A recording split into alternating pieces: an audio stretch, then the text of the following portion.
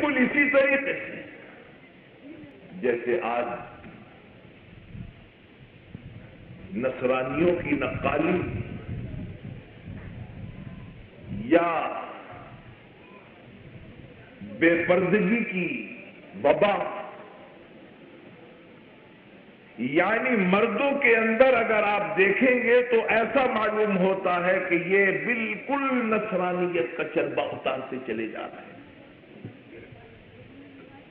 غالباً علامہ اقبال کا شعر ہے، وضع میں تم ہو نصارا تو تمدن میں یہود، یہ مسلمان ہیں جنہیں دیکھ کے شرمائے حنود۔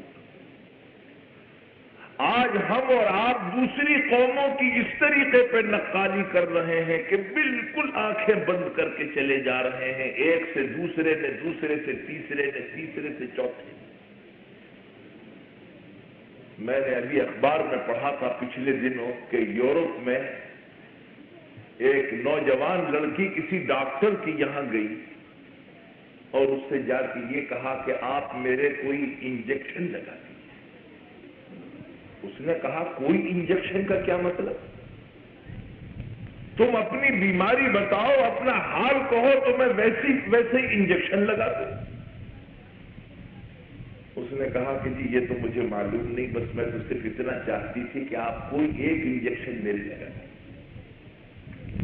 ڈاکٹر نے یہ سمجھا کہ یہ کوئی دماغی توازن اس کا ٹھیک نہیں ہے، اس کو اپنے یہاں سے بھگا دیا، رخصت کر دیا۔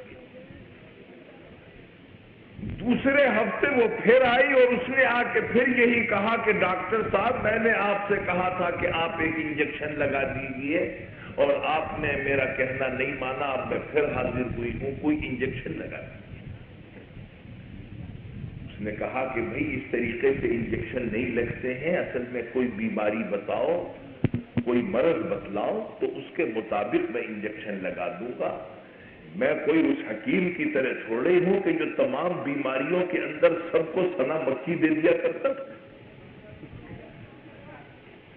ایک حکیم تھا، اس کو صرف یہ یاد تھا کہ دستوں کی جو دوا ہے سنا مکھی، وہ سب کو دے دیا کرتا تھا، تو کبھی کسی کو فائدہ ہو جاتا تھا، لیکن بعض ایسے بھی مریض تھے اصل میں کہ جو بالکل ہی مرنے کے قریب ہو گئے، بلکہ مر گئے۔ تیماردار نے آ کے کہا کہ حکیم صاحب آپ نے یہ کون سی دوا دے دی، اس کے تو دست بند ہی نہیں ہوتے۔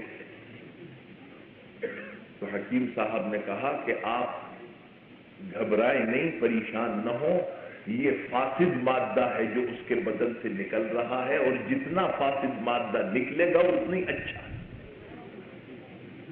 اس نے کہا بہت اچھا۔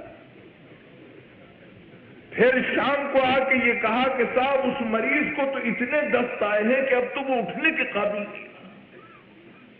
انہوں نے کہا کہ کوئی پرواہ نہیں ہے، یہ سب کا سب فاسد مادہ ہے، جتنا نکلے گا اتنا اچھا ہے، آپ اس کی پرواہ نہ کریں۔ تھوڑی دیر کے بعد انتقال ہو گئے۔ گھر والے آئے اور آ کے حکیم صاحب سے کہا کہ حکیم صاحب دیکھیے آپ سے بار بار ہم نے آ کے حال بیان کیا تھا، لیکن دستوں کی بدولت وہ تو ختم ہو گیا، مر گیا۔ حکیم صاحب فرماتے ہیں اللہ اکبر، آپ نے دیکھا کہ یہ مادہ فاسد کتنا خبیث تھا، یہ مادہ فاسد اتنا خبیث تھا کہ اگر نہ نکلتا تو کیا ہوتا؟ نے کہا حضور اور کیا ہوتا، اس سے زیادہ کیا ہوتا، مر گیا، اور اس سے زیادہ کیا ہو سکتا ہے؟ تو اس نے یہ کہا کہ بھئی ایک بیماری بتاؤ، مرض بتاؤ تو میں تمہارا علاج تجویز کروں گا، ایسی کوئی دوا میرے پاس نہیں ہے کہ جو ہر بیماری میں تم کو دے دوں۔ اس نے کہا کہ صاحب میرا حال سن لیجئے، میرا حال یہ ہے کہ میں ہائی سوسائٹی میں بیٹھتی ہوں، اور جب میں اپنی سہیلیوں میں بیٹھتی ہوں تو ہر سہیلی اپنی بات یہاں سے شروع کرتی ہے کہ جب میرے انجیکشن لگا تھا، وہ اپنی بات یہاں سے شروع کرتی ہے، اور ہر سہیلی جب اپنی بات یہاں سے شروع کرتی ہے تو میں نے چونکہ آج تک کوئی انجیکشن نہیں لگوایا تو اس لیے میں ان کی گفتگو میں دلچسپی نہیں لے سکتی، مہربانی کر کے میرے بھی آپ انجیکشن لگا دیجئے تاکہ میں بھی اپنی گفتگو یہاں سے شروع کیا کروں۔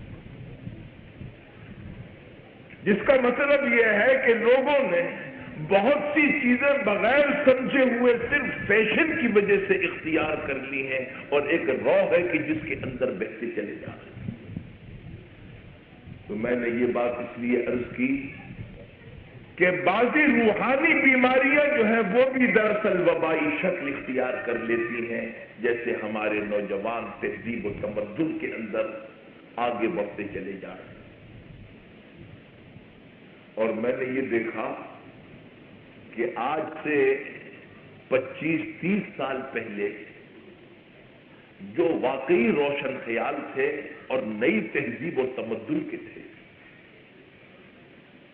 اب اس زمانے میں جو لوگ آگے بڑھ بڑھ کے اور زیادہ آگے ہو گئے، تو میں نے یہ دیکھا کہ وہ لوگ جو 30 سال پہلے روشن خیال کہلاتے تھے، کہنے لگے صاحب انہوں نے تو ہمیں بھی پیچھے بٹھا دیا، ہم بھی قدامت پرست کہلانے لگے ان کے ساتھ، اتنے۔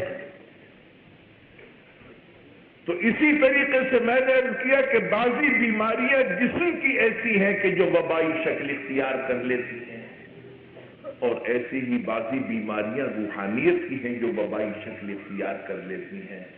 حکیموں کا موضوع ہے انسان کا جسم، اور انبیاء کرام علیہ الصلوۃ والسلام کا موضوع ہے انسان کی روح اور انسان کا قلب۔